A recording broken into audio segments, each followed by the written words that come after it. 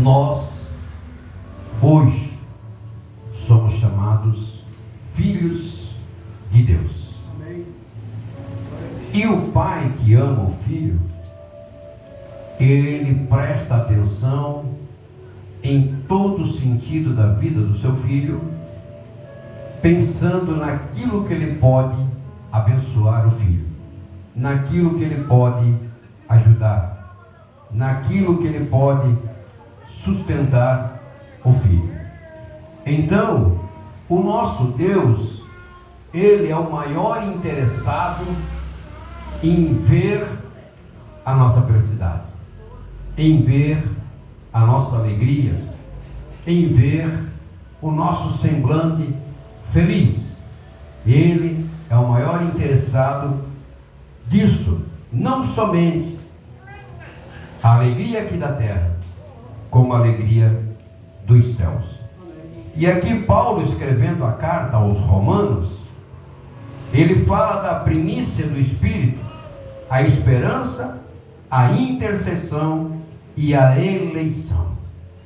Veja bem, meus amados, antes nós não tínhamos esperança de que o céu poderia ser possuído por nós, até porque nós não tínhamos nem conhecimento do que era céu. Nós achávamos que o céu era essa coisa azul que nós olhamos para cima e enxergamos, que isso não é céu, né? Os céus é bem diferente. Isso aí é um vazio, um imenso vazio que nós vemos, que não é o céu ao qual nós esperamos. Ele diz aqui: porque para mim tenho por certo que as aflições deste tempo presente não são para comparar com a glória que em nós há de ser revelada. O que Paulo está querendo dizer com estas palavras? Veja bem, que ele fala aqui em aflições deste tempo. Quais são as aflições deste tempo?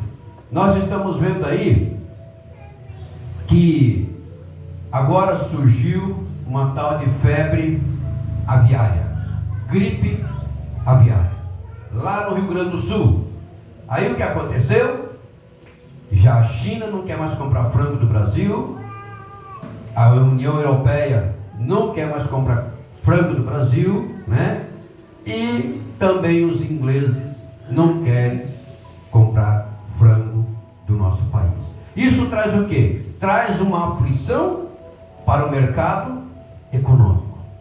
E nós estamos vivendo essa transição dessas aflições, como nós vimos aí, o caso dos Estados Unidos, né? Cobrando uma taxa alta dos outros países por importação.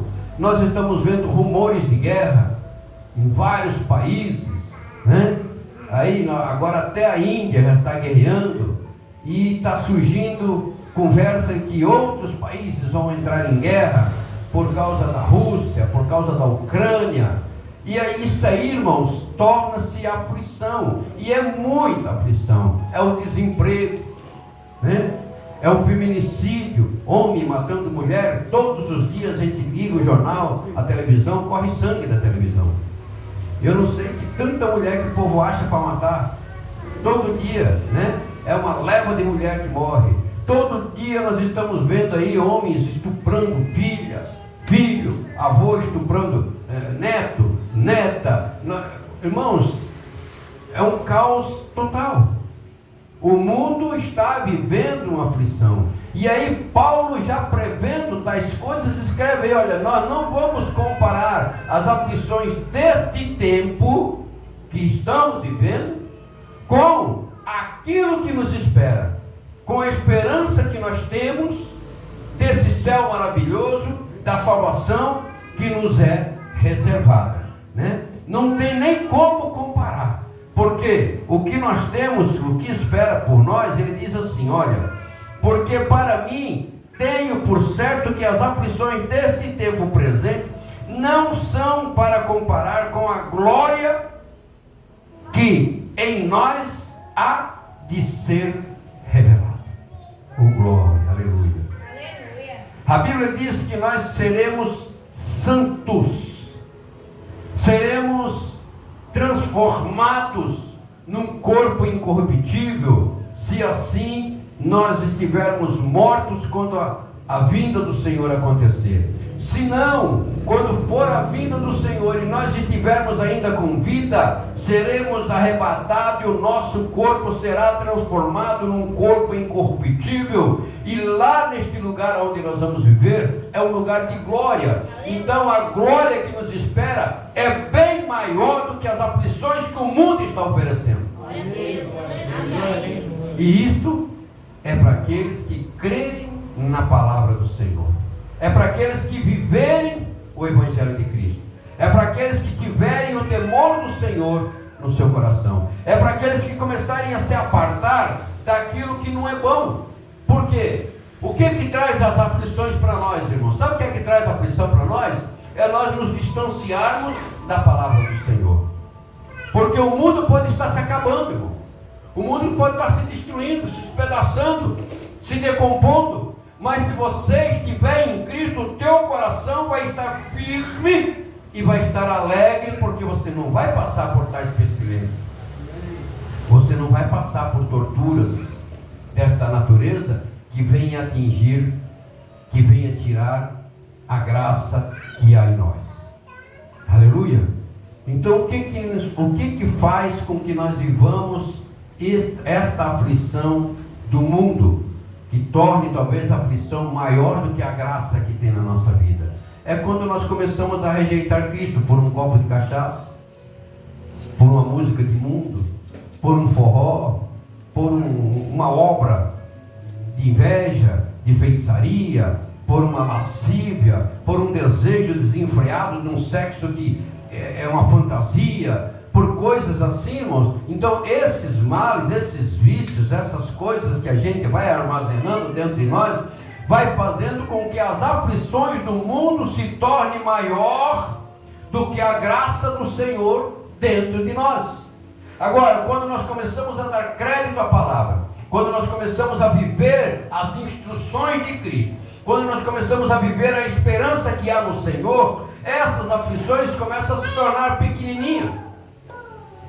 E nós não sentimos o mal que às vezes vem para nos assolar. Tem um vídeo na internet, até de uma cantora, Mara Lima, né, que diz que o sangue dos santos escorria na arena. Então os crentes, veja que aflição, irmão. Hoje nós não passamos aflição, ainda não tem perseguição na nossa vida. Hoje vivemos livre. Hoje pregamos o Evangelho em qualquer lugar, cantamos em qualquer lugar, entregamos folhetim em qualquer lugar. Nós vamos lá para uma favela, lá para uma comunidade amanhã, né? Aonde ali tem drogados, tem tudo quanto é tipo de gente, mas nós temos a liberdade de reunir 70, 80 pessoas naquela cruzada que vai ter lá, como sempre é feito, uma vez por mês, e ali falamos do amor de Jesus. E o povo dá glória a Deus, até mesmo aqueles pecadores, aqueles drogados, noiados que estão por lá, até eles mesmos estão ali no meio e dão glórias a Deus. Por quê? Porque hoje nós não temos as aflições que os nossos antepassados tiveram, que eram jogados nas arenas para os leões comer eles vivos. Nega Jesus, nega esse Evangelho. E aí o filho dizia para o pai: não nega não, pai. A esposa dizia para o marido: não nega não. E o leão vinha e comia, né? E os reis vibravam com aquilo. Mas está vindo uma aflição maior sobre a terra, porque agora vai ser maior a aflição. Só que quem estiver em Cristo pode sofrer a dor na carne, irmão, mas a tua alma e o teu espírito vai regozijar na presença do Senhor, com a graça de Deus que nos espera. Aleluia! Glórias a Deus. Então Paulo fala: nem compara essas aflições do tempo de hoje. Não precisa nem você comparar, porque a graça do Senhor que nos espera é super abundante, é bem maior do que isso que nós estamos aí contemplando no dia a dia. E ele ainda diz assim: porque a ardente expectação da criatura espera a manifestação dos filhos de Deus. Sabe por que nós fazemos o apelo? Aceita Jesus como teu Salvador? Porque a partir do momento que a pessoa levanta a sua mão e faz uma confissão diante dos homens aqui no altar, daquele momento em diante ele deixou de ser criatura. Ele deixou de ser simplesmente uma criação. Agora ele passa a ser chamado Filho de Deus Altíssimo. E quando ele pode se libertar dos vícios, de tudo aquilo que perturba ele, que ainda traz aflição, e quando ele desce as águas, então agora foi homologado mesmo que você é Filho de Deus, porque agora você vai participar do corpo e do sangue do Senhor Jesus. Então, essa expectação é coisa tremenda, irmão. É coisa que nós temos que pensar, nós temos que analisar e saber que o Senhor tem coisas maravilhosas e boas preparadas por nós, porque somos nós chamados Filho de Deus, oh glória, porque a criação ficou sujeita à vaidade, não por sua vontade, mas por causa do que a sujeitou. Deus criou quem lá no jardim do Éden? Adão e Eva. Eles viviam num paraíso. E o que aconteceu com eles? Comeu do fruto proibido, que não se sabe se era maçã, não se sabe se era uva, se era um pêssego, né? Não tem descrito que tipo de fruto, mas eles comeram por quê? Porque foram enganados. Até nem foi tanta desobediência. Porque veja bem, às vezes você é um filho obediente, respeita o pai, respeita a mãe, é um filho que não dá trabalho para o pai, não dá trabalho para a mãe, é aquele filho que está em casa, é aquele filho que ora, é aquele filho que estuda, é aquele filho que trabalha para ajudar em casa, é aquele filho que se dá com toda a vizinhança, mas de repente vem um incircunciso, de repente vem um usado pelo maligno e começa a fazer amizade com você, e aquela amizade começa você acha que a serpente, o Satanás, chegou em Eva de supetão e pegou ela, vem cá. Olha, é o seguinte, come aqui. Você acha que ele fez isso? Irmãos, ele ficou manipulando Eva faz muito tempo. Porque o inimigo, ele não vai atacar você com tudo, porque senão você vai correr dele. As pessoas falam que o diabo é o bicho mais feio do mundo, não fala? Não é assim que fala? Eu me livro, Satanás é feio. Eu não, você está errado. Satanás é o bicho mais bonito que tem na terra, porque ele se transforma naquilo que ele quer para te usar na tua fraqueza. O Reinaldo é solteiro, um galã de cinema, bonitão, charmoso, cheiroso, né? Olha o estilo do homem. Aí ele está firme na presença do Senhor. É bonitão, galã, cheiroso, bom de prosa, né? Dinheiro no bolso não falta. Eita! Mas está faltando o que para ele? Ser mais feliz? A mulher. E o diabo vai usar o que? A mulher. Vai colocar aquela donzela cheirosa, bonita, né? Com um papo daquele que chega, o camarada fica babando. Não é possível. Eu não mereço isso não. Poxa vida, é contigo mesmo. E o Satanás fala, é essa mesmo, rapaz. É esse prato gostoso que eu estou te oferecendo. É isso aí que eu estou te oferecendo.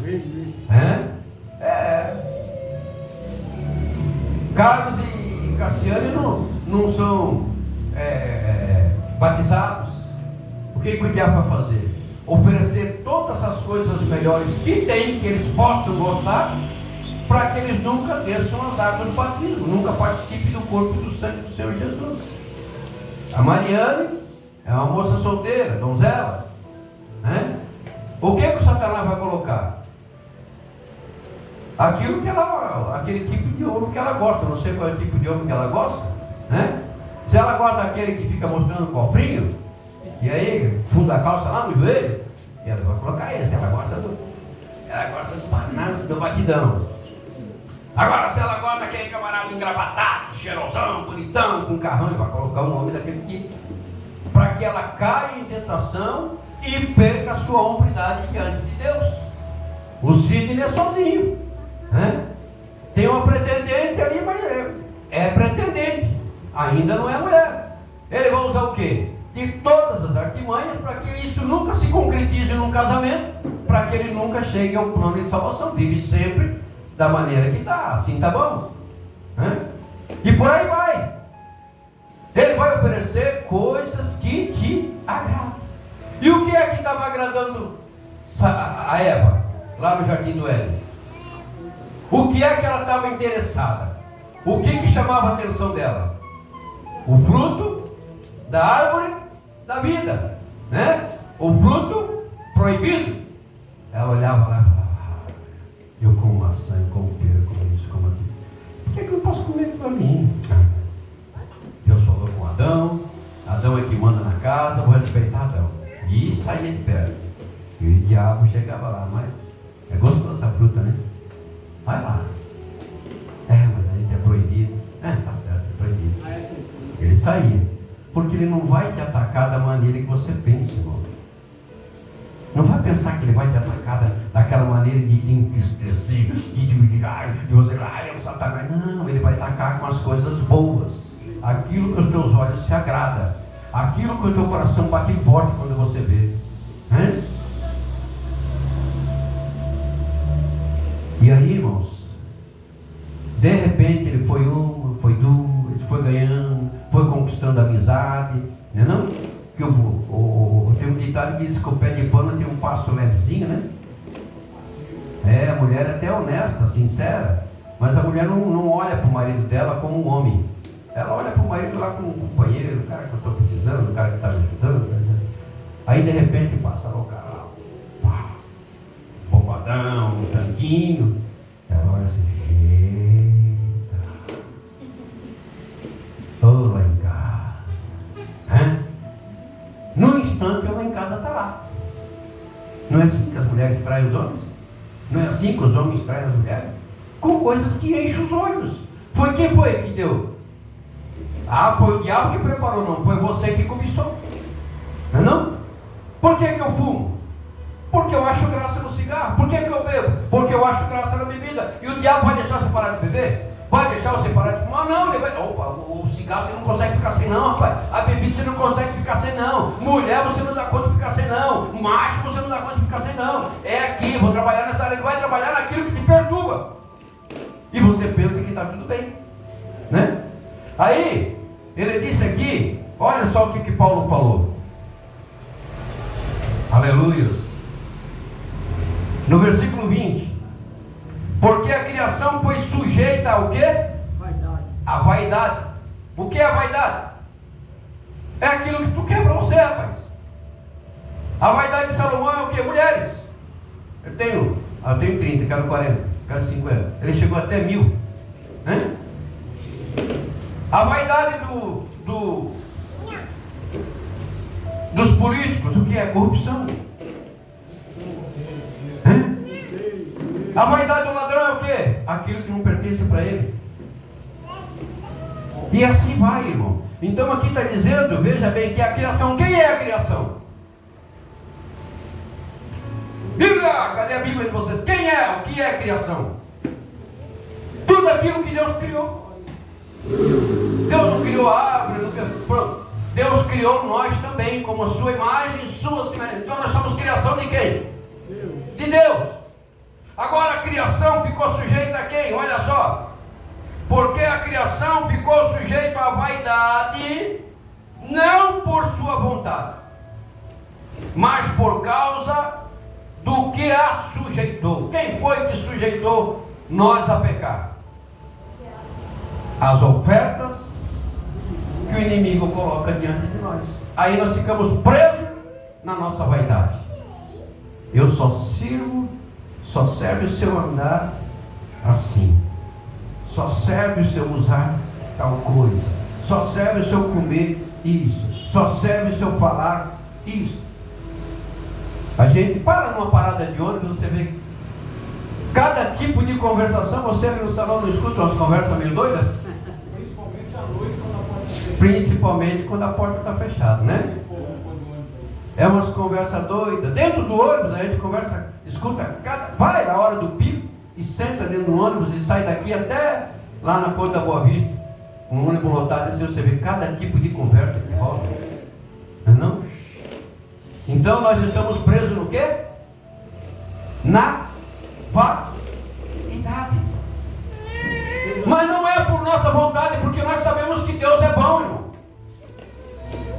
Nós estamos aprendendo que Deus é bom, que Deus cura, que Deus salva, que Deus liberta, que Deus batiza, que Deus prospera, que Deus dá saúde, que Deus dá o reino dos céus para nós.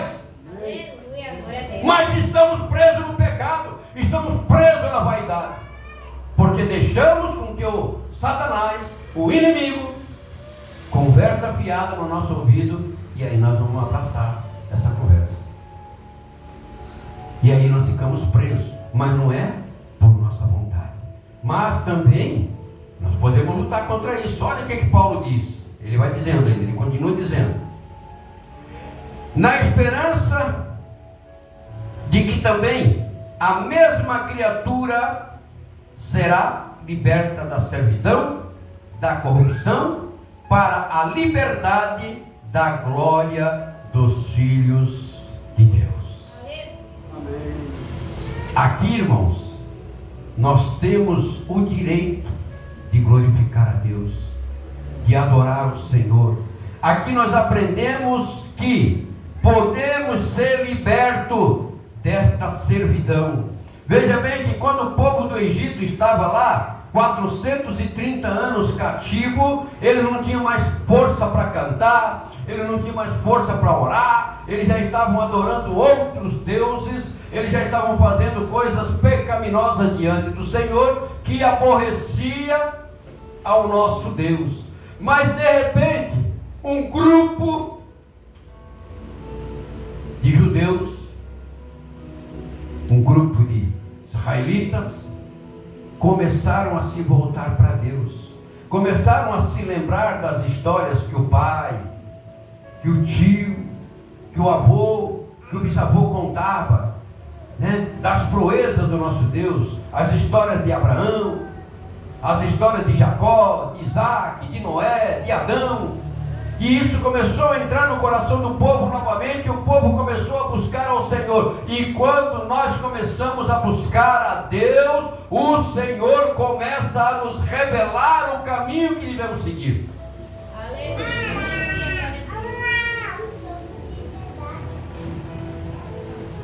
Aleluia. E ele aqui ele especifica: glórias a Deus. Na esperança que também a mesma criatura que anda preso pela corrupção, pela servidão, pelo vício, pela droga, por isso e por aquilo, né?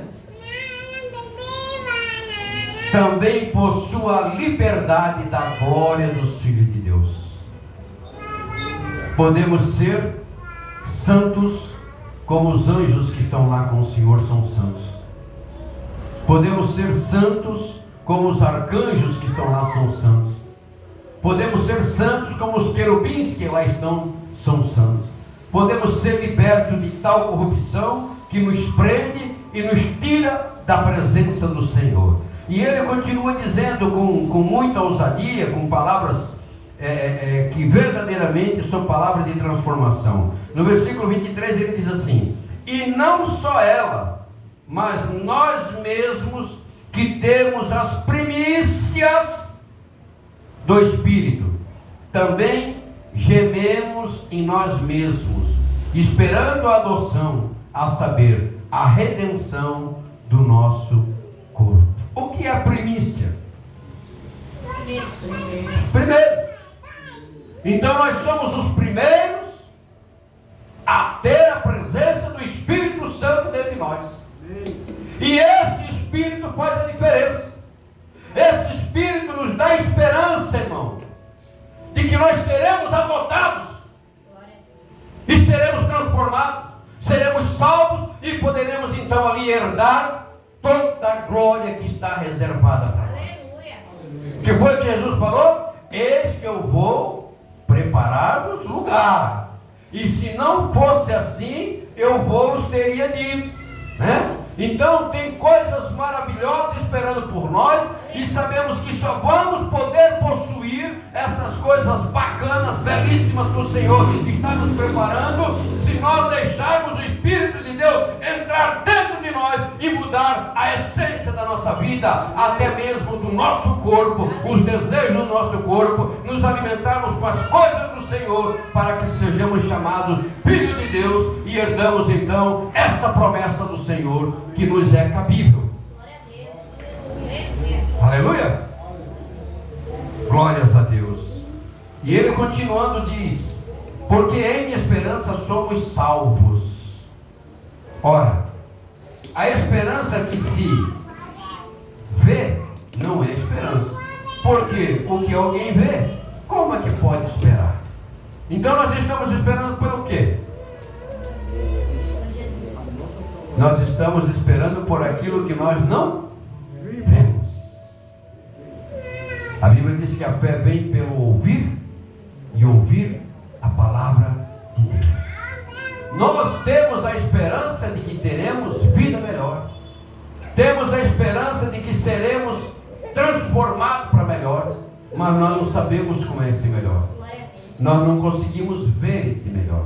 Porque se nós víssemos, eu não levantava mais esperança, né? Eu tinha esperança de ter um violão, mas eu não via que tipo de violão que eu ia ter.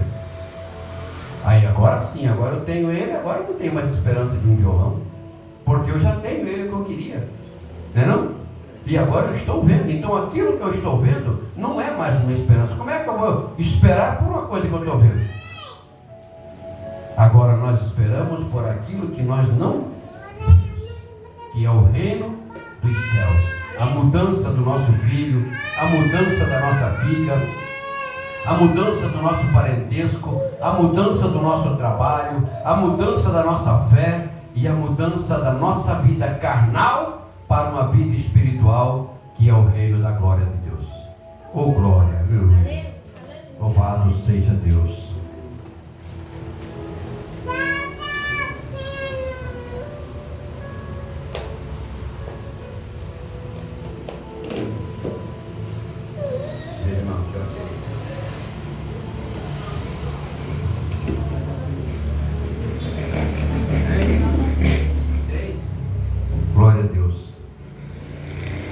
Irmãos,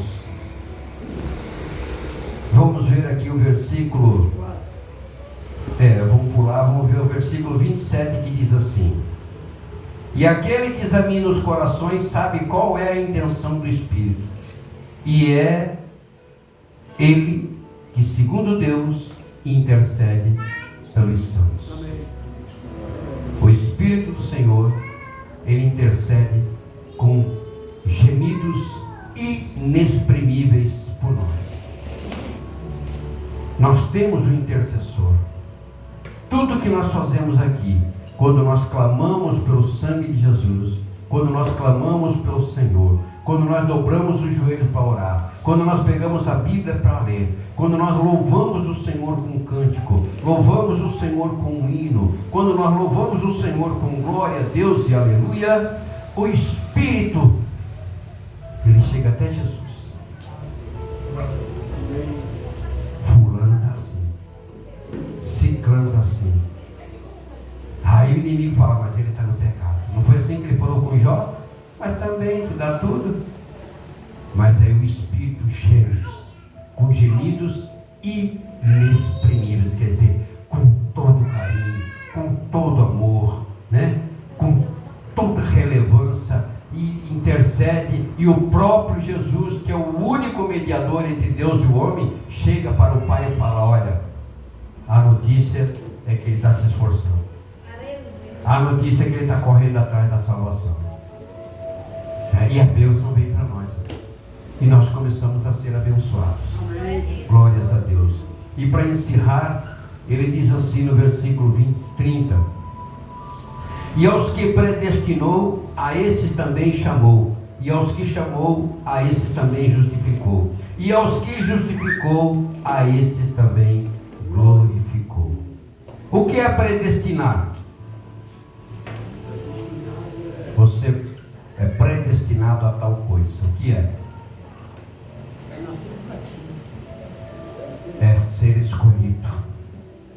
Você foi predestinado para a salvação. Você é escolhido para ser salvo. Está escrito.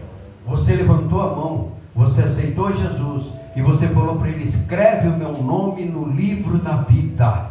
Então você está agora predestinado à salvação. E ele fala que aquele que escolheu, aquele que fosse predestinado, aleluia, também te chamou. Chamou para quê? Para ser filho de Deus Altíssimo.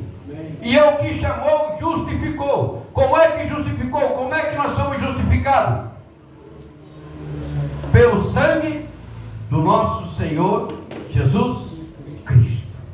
E aquele que justificou, aleluia, a esses também glorificou.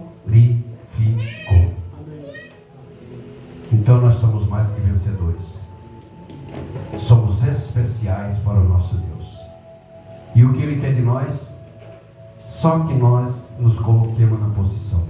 Deixemos essas vaidades, essas coisas fúteis que não levam nós a lugar nenhum. Conversa fiada, diz que me diz, fofoca, briga, contenda, tristeza, angústia, solidão, estresse, ansiedade, aquele outro, depressão. Vamos largar isso para lá. Isso não pertence para nós. Isso pertence para os filhos das trevas. Nós somos filhos da luz. Somos luz do mundo e sal da terra. Vício não tem direito no nosso corpo. Desejo maligno não tem direito na nossa mente. Fraqueza não tem direito ao nosso coração. Nós somos mais que vencedores pelo sangue de Jesus. Amém? Glórias a Deus.